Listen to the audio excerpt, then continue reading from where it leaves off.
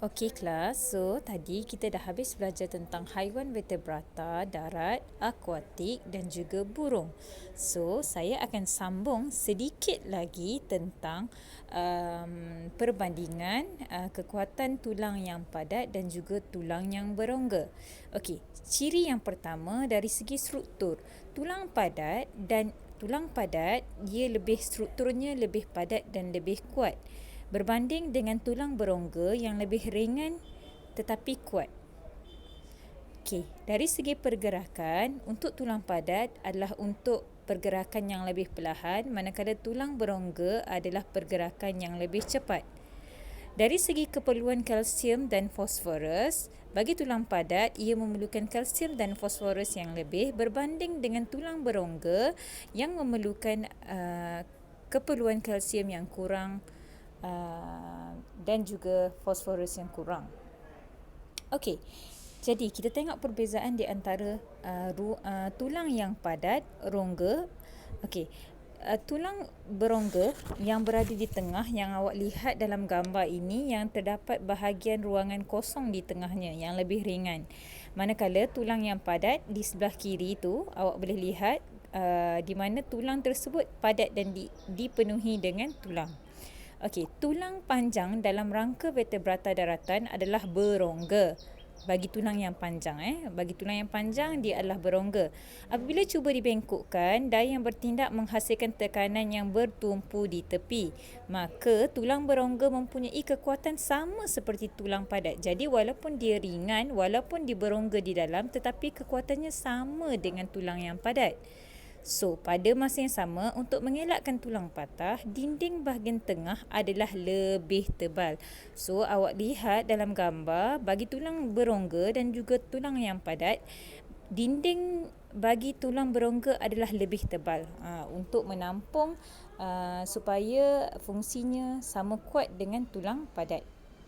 Okey, seterusnya kita lihat sistem sokongan dengan faktor kestabilan haiwan, di mana haiwan ini memerlukan kestabilan. Okey, di mana kestabilan ini bermaksud kebolehan sesuatu objek mengekalkan kedudukan asalnya. Jadi awak boleh lihat dalam peta minda ini, kita boleh lihat ada dua faktor yang mempengaruhi kestabilan, iaitu yang pertama pusat graviti dan yang kedua adalah luas tapak.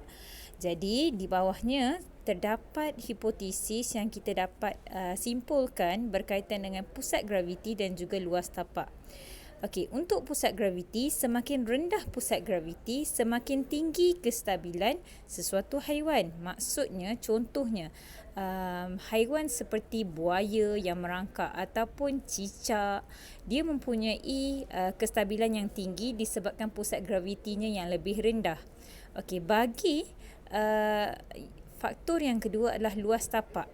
Luas tapak, semakin luas tapak, semakin tinggi kestabilan haiwan. Contohnya, haiwan yang mengangkangkan kakinya dan haiwan yang berdiri tegak, bagi haiwan yang tinggi, berbeza kestabilannya. Jadi,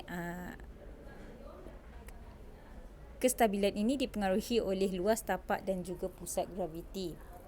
Okey, kita tengok contoh yang pertama, iaitu zirafah. Zirafah, dia mengangkangkan kakinya sewaktu meminum air kerana zirafah adalah haiwan yang sangat tinggi, mempunyai kaki yang sangat tinggi, dan ini menyebabkan pusat gravitinya berada lebih tinggi. Jadi untuk merendahkan pusat graviti dia dan untuk meluaskan tapaknya, jadi dia terpaksa mengangkangkan kaki bagi mencapai kestabilan di tahap yang maksimum. Okey, seterusnya kangaroo. Kangaroo mengangkat kaki menggunakan ekor. Okey, tujuannya untuk meningkatkan luas tapak. Okey, jadi kangaroo ni kan dia ada dua tangan yang pendek di hadapan. Jadi dia memerlukan ekor untuk meluaskan tapaknya.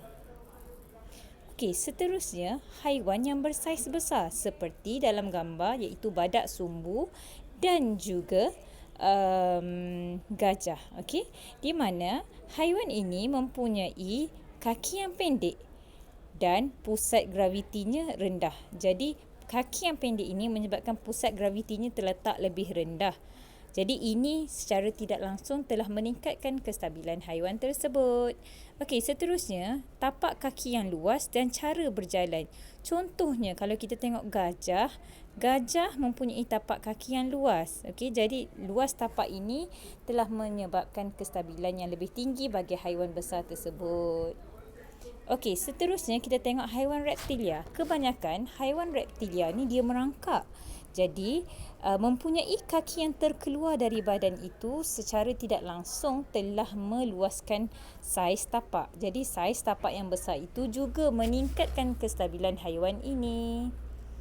Okey, so habis untuk part kestabilan. Okey, so kita akan berjumpa untuk kuis pada jam 12.30